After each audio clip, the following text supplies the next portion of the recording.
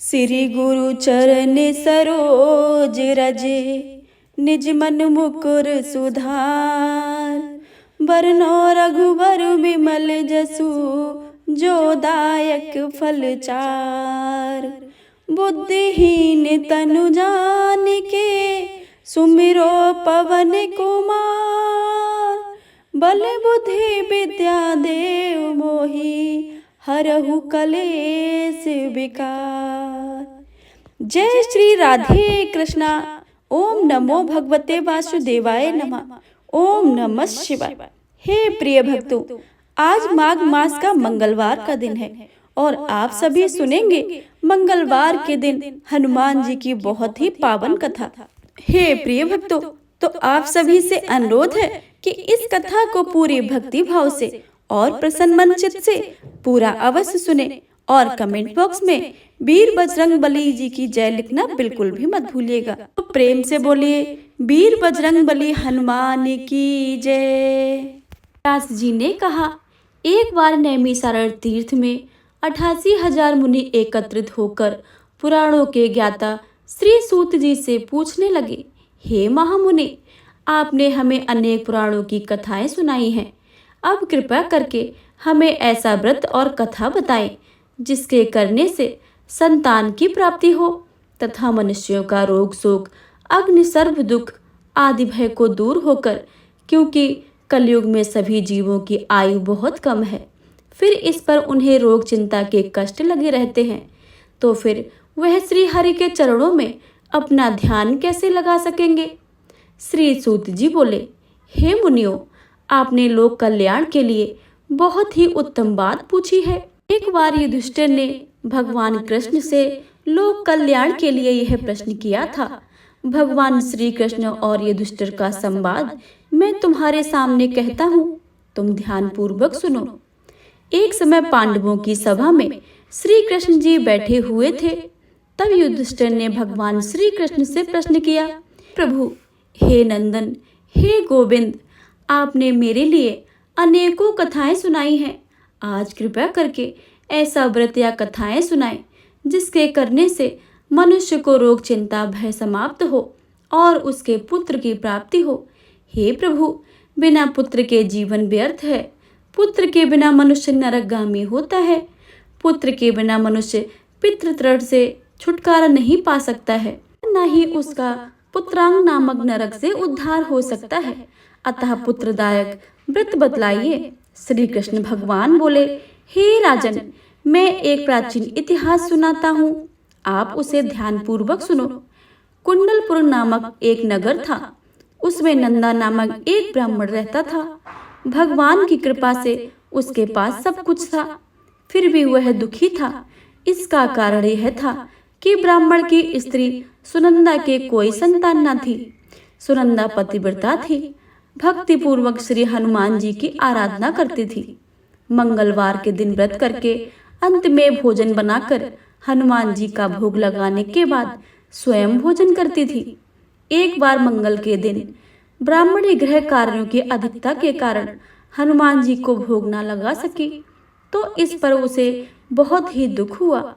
उसने कुछ भी नहीं खाया और अपने मन में प्रण किया कि अब तो अगले मंगल को ही हनुमान जी का भोग लगाकर अन्न जल ग्रहण करूंगी। ब्राह्मणी सुनंदा की इस असीम भक्ति के प्रभाव से श्री हनुमान जी बहुत प्रसन्न हुए और प्रकट होकर बोले, सुनंदा, मैं तेरी भक्ति से बहुत प्रसन्न हूँ, तू उठ और वरदान मांग। सुनंदा अपने आराध्य देव की हनुमान जी को देखकर आनंद की अधिकता से विह्वल होकर हनुमान जी के चरणों में गिरकर बोली, हे प्रभु, मेरे कोई संतान नहीं है, कृपया करके मुझे संतान प्राप्ति का आशीर्वाद दें, तो आपकी अति कृपा होगी। श्री महावीर जी बोले, तेरी इच्छा पूर्ण होगी, तेरे एक कन्या पैदा होगी, उसके अष्टांग प्रतिदिन सोना दिया करेंगे। इस प्रकार कहकर श्री महावीर जी अंतर्ध्यान हो गए। ब्राह्मणी सुनंदा बहुत ही हर्षित हुई। और यह समाचार उसने अपने पति से कहा। ब्रह्मदेव कन्या का वरदान सुनकर कुछ दुखी हुए, परंतु सोना मिलने की बात सुनी तो बहुत प्रसन्न हुए। विचार किया कि ऐसी कन्या के साथ मेरी निर्धनता भी समाप्त हो जाएगी। हनुमान जी की कृपा से वह ब्राह्मणी गर्भवती हुई और 10वें महीने में उसे बहुत ही सुंदर पुत्री प्राप्त हुई। यह बच्ची अपने पिता के घर में ठीक उसी तरह से बढ़ने लगी जिस प्रकार शुक्ल पक्ष में चंद्रमा की कला बढ़ती है। 10वें दिन ब्राह्मण ने उस बालक का नामकरण संस्कार कराया। उसके कुल पुरोहित ने उस बालिका का नाम रत्नावली रखा, क्योंकि यह कन्या सोना प्रदान करती थी। इस कन्या ने पूर्व जन्म में बड़े ही विधान से मंगल देव का व्रत किया था। रत्नावली का अष्टांग बहुत सा सोना देता था। उस सोने से नंदा ब्राह्मण बहुत ही धनवान हो गया। अब ब्राह्मण भी बहुत अभिमान करने लगा था। समय बीतता रहा। अब रत्नावली 10 वर्ष की हो चुकी थी।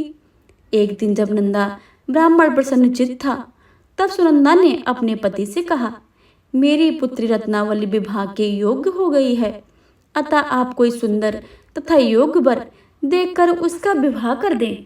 सुनकर ब्राह्मण बोला, अभी तो रत्नावली बहुत छोटी है। तब ब्राह्मणी बोली, शास्त्रों की आज्ञा की कन्या 8वें वर्ष में गौरी, 9 वर्ष में रोहिणी, 10वें वर्ष में कन्या, इसके पश्चात रजस्वला हो जाती है। गौरी के दान से पाताल लोक की प्राप्ति होती है, रोहिणी के दान से बैकुंठ लोक की प्राप्ति होती है, कन्या के दान से इंद्रलोक से सुखों की प्राप्ति होती है। अगर हे पतिदेव रजस्वला का दान किया जाता है तो घोर नरक की प्राप्ति होती है। इस पर ब्राह्मण बोला, अभी तो रत्नावली मात्र 10 वर्ष की है और मैंने तो 16-16 वर्ष की कन्याओं के विवाह कराए हैं, अभी जल्दी क्या है। तब ब्राह्मणी सुनंदा बोली, आपको तो लोभ अधिक हो गया है। लगता है शास्त्रों में कहा गया है कि माता पिता और बड़ा भाई रजस्वला कन्या को देखते ही वह अवश्य ही नरकगामी होते हैं। तब ब्राह्मण बोला, अच्छी बात है, कल मैं अवश्य ही योग वर तलाश में अपना दूध भेजूंगा। दूसरे दिन ब्राह्मण ने अपने दूत को बुलाकर और आज्ञा दी, जैसी सुंदर मेरी कन्या है वैसा ही सुंदर वर उसके लिए तलाश करो। दूत अपने स्वामी की आज्ञा पाकर निकल पड़ा। पंपई नगर में उसने एक सुंदर लड़के को देखा। यह बालक एक ब्राह्मण परिवार का बहुत धनवान पुत्र था और गुणवान था। इसका नाम सोमेश्वर था। दूत ने इस सुंदर व गुणवान ब्राह्मण पुत्र को बारे में अपने स्वामी को पूर्ण विवरण बता दिया। ब्राह्मण नंदा को भी सोमेश्वर अच्छा लगा और शुभ मुहूर्त में विधि पूर्वक कन्यादान करके ब्राह्मण ब्राह्मणी संतुष्ट हुए। परंतु ब्राह्मण के मन में तो लोभ समाया था। उसने कन्यादान तो कर दिया था, पर वह बहुत खिन्न था। उसने विचार किया कि रत्नावली तो अब चली जाएगी और मुझे इससे तो सोना मिलता था, अब वह मिलेगा नहीं। मेरे पास तो जो धन था उसके विवाह में खर्च हो गया है। जो शेष बचा है वह भी कुछ दिनों पश्चात समाप्त हो जाएगा। तो इसका विवाह करके बहुत ही बड़ी भूल कर दी है। अब कोई ऐसा उपाय हो कि रत्नावली मेरे घर पर ही बनी रहे, अपनी ससुराल न जावे। लोभ रूपी राक्षस ब्राह्मण के मस्तिष्क पर छाता रहा। रात भर अपनी सैया पर बेचैनी से करवटें बदलते बदलते उसने एक बहुत ही क्रूर निर्णय लिया। उसने विचार किया कि जब रत्नावली को लेकर उसका पति सोमेश्वर अपने घर के लिए जाएगा तो वह मार्ग में छिपकर सोमेश्वर का वध कर देगा और अपनी लड़की को अपने घर ले आएगा, जिससे नियमित रूप से उसे सोना भी मिलता रहेगा और समाज का कोई मनुष्य दोष भी नहीं देगा। प्रातःकाल हुआ तो नंदा और सुनंदा ने अपने जमाई और लड़के को बहुत सारा धन देकर विदा किया। सोमेश्वर अपनी पत्नी रत्नावली को लेकर ससुराल में अपने घर की तरफ चल दिया। ब्राह्मण नंदा महालोक के वशीभूत हो अपनी मति खो चुका था। पाप पुण्य उसे विचार न रहा था। अपने भयानक व क्रूर निर्णय को कार्य रूप देने के लिए उसने अपने दूत को मार्ग में अपने जमाई का वध करने के लिए भेज दिया था, ताकि रत्नावली से प्राप्त होने वाला सोना उसे हमेशा लगातार मिलता रहे और वो कभी निर्धन ना हो। ब्राह्मणों के दूत ने अपने स्वामी की आज्ञा का पालन करते हुए उसके जमाई सोमेश्वर का मार्ग में ही वध कर दिया। समाचार प्राप्त ब्राह्मण नंदा मार्ग में पहुंचा और रुदन करती अपनी पुत्री रत्नावली से बोला, हे पुत्री, मार्ग में लुटेरों ने तेरे पति का वध कर दिया है। भगवान की इच्छा के आगे किसी का कोई वश नहीं चलता है। अब तू घर चल, वहां पर ही रहकर शेष जीवन व्यतीत करना। जो भाग में लिखा है वही होगा। अपने पति का अकाल मृत्यु से रत्नावली बहुत दुखी हुई। करुण क्रंदन से रुंदन करते हुए अपने पिता से बोली, हे पिताजी, इस संसार में जिस स्त्री का पति नहीं है उसका जीना व्यर्थ है। मैं अपने पति के साथ ही अपने शरीर को जला दूंगी और सती होकर अपने इस जन्म को माता पिता के नाम को तथा सास ससुर के यश को सार्थक करूंगी। ब्राह्मण नंदा अपनी पुत्री रत्नावली के ऐसे वचनों को सुनकर बहुत दुखी हुआ। विचार करने लगा, मैंने व्यर्थ ही जमाई का वध का पाप अपने सिर लिया है। रत्नावली तो उसके पीछे अपने प्राण तक देने को तैयार है। मेरा तो दोनों तरफ से मरण हो गया है। धन तो अब मिलेगा नहीं। जमाई वध के पाप के फलस्वरूप यम यातना भी भुगतनी पड़ेगी। यह सोचकर वह बहुत खिन्न हुआ। सोमेश्वर की चिता बनाई गई। रत्नावली सती होने की इच्छा से अपने पति का सिर अपनी गोद में रखकर चिता में बैठ गई। जैसे ही सोमेश्वर की चिता को अग्नि लगाई गई, वैसे ही प्रसन्न होकर मंगलदेव वहां प्रकट हुए और बोले, हे रत्नावली, मैं तेरी पति भक्ति से बहुत प्रसन्न हूँ। तू वरदान मांग ले। रत्नावली ने अपने पति का जीवन दान मांगा।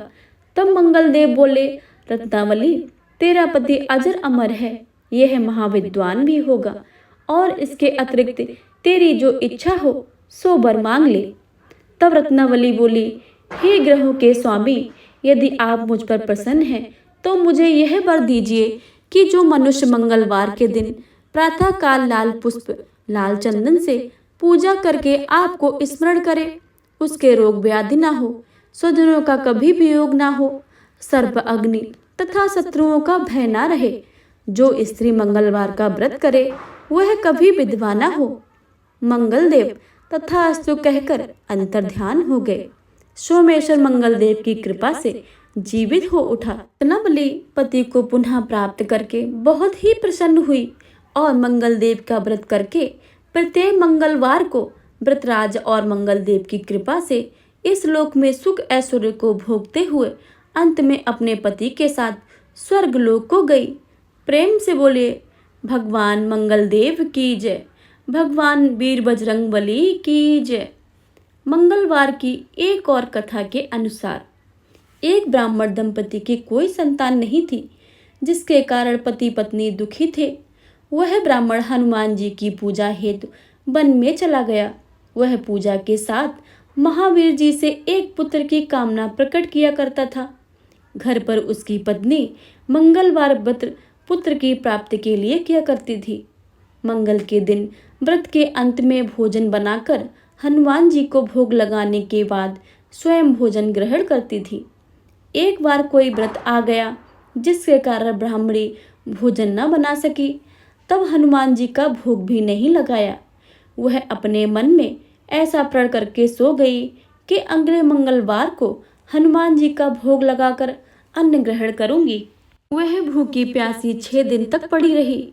मंगलवार के दिन उसे मूर्छा आ गई। तब हनुमान जी उसकी लगन और निष्ठा को देखकर अति प्रसन्न हो गए। उन्होंने उसे दर्शन दिया और कहा, मैं तुमसे अति प्रसन्न हूँ। मैं तुमको एक सुंदर बालक देता हूँ जो तेरी सेवा किया करेगा। हनुमान जी मंगलवार को बाल रूप में उसको दर्शन देकर अंतर्ध्यान हो गए।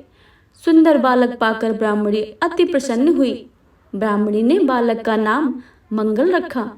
कुछ समय पश्चात ब्राह्मण वन से लौटकर प्रसन्नचित्त सुंदर बालक को घर में क्रीड़ा करते देखकर वह ब्राह्मण पत्नी से बोला, यह बालक कौन है? पत्नी ने कहा, मंगलवार के व्रत से प्रसन्न होकर हनुमान जी ने दर्शन देकर मुझे यह बालक दिया है। पत्नी की बात छल से भरी जान उसने सोचा यह उल्टा व्यभिचारिणी अपनी कलुषता छुपाने के लिए बातें बना रही है। एक दिन उसका पति कुएं पर पानी भरने चला तो पत्नी ने कहा कि मंगल को भी साथ ले जाओ। वह मंगल को साथ ले चला और उसको कुएं में डालकर वापस पानी भरकर आया। तो पत्नी ने पूछा कि मंगल कहाँ है? तब मंगल मुस्कुराता हुआ घर आ गया। उसको देखकर ब्राह्मण आश्चर्यचकित हुआ। रात्रि में उसके पति से हनुमान जी ने स्वप्न में कहा, यह बालक मैंने दिया है, तुम पत्नी को उल्टा क्यों कहते हो? पति यह जानकर बहुत ही हर्षित हुआ। फिर पति पत्नी मंगलवार का व्रत कर अपने दिन को आनंद पूर्वक व्यतीत करने लगे। जो मनुष्य मंगलवार व्रत की कथा को सुनता है या पढ़ता है और नियम से व्रत करता है, उसके हनुमान जी की कृपा से सारे कष्ट दूर होकर सर्व सुख प्राप्त होते हैं। प्रेम से बोले वीर बजरंग बली की जय, हनुमान जी की जय। हे प्रिय भक्तों, अब आप श्रवण करेंगे मंगलवार की दूसरी कथा। तो प्रेम से बोलिए हनुमान जी की जय। एक समय की बात है, एक ब्राह्मण दंपति की कोई संतान नहीं थी, जिस कारण वह बेहद दुखी थे। एक समय ब्राह्मण वन में हनुमान जी की पूजा के लिए गया। वहां उसने पूजा के साथ महावीर जी से एक पुत्र की कामना की। घर पर उसकी स्त्री भी पुत्र की प्राप्ति के लिए मंगलवार का व्रत करती थी। वह मंगलवार के दिन व्रत के अंत में हनुमान जी को भोग लगाकर ही भोजन करती थी। एक बार व्रत के दिन ब्राह्मणी ने भोजन नहीं बना पाया और न ही हनुमान जी को भोग लगा सकी। उसने यह प्रण किया कि वह अगले मंगलवार को ही भगवान को भोग लगाकर ही भोजन करेगी। वह भूखी प्यासी 6 दिन तक पड़ी रही। मंगलवार के दिन वह बेहोश हो गई। हनुमान जी उसकी निष्ठा और लगन को देखकर प्रसन्न हुए।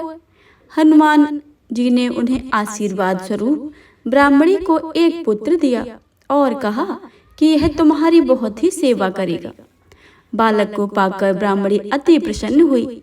उसने बालक का नाम मंगल रखा। कुछ समय उपरांत जब ब्राह्मण घर आया तो बालक को देखकर पूछा कि यह कौन है। तब पत्नी बोली कि मंगलवार व्रत से प्रसन्न होकर हनुमान जी ने उसे यह बालक दिया है। ब्राह्मण को अपनी पत्नी की बात पर विश्वास नहीं हुआ। एक दिन मौका देखकर ब्राह्मण ने बालक को कुएं में गिरा दिया। घर पर लौटने पर ब्राह्मणी ने पूछा कि मंगल कहाँ है। तभी मंगल पीछे से मुस्कुराकर आ गया। उसे वापस देखकर ब्राह्मण आश्चर्यचकित रह गए। रात्रि को हनुमान जी ने उसे सपने में दर्शन दिए और बताया कि यह पुत्र उन्होंने दिया है। ब्राह्मण सत्य जानकर बहुत ही खुश हुआ। इसके बाद ब्राह्मण दंपति प्रत्येक मंगलवार को व्रत रखने लगे। जो मनुष्य मंगलवार को व्रत करता है, कथा को पढ़ता है और सुनता है और नियम से व्रत रखता है, उसे हनुमान जी की कृपा से सब कष्ट दूर होकर सर्व सुख प्राप्त होता है और हनुमान जी की दया का पात्र बनता है। तो प्रेम से बोलिए वीर बजरंग बली हनुमान जी की जय।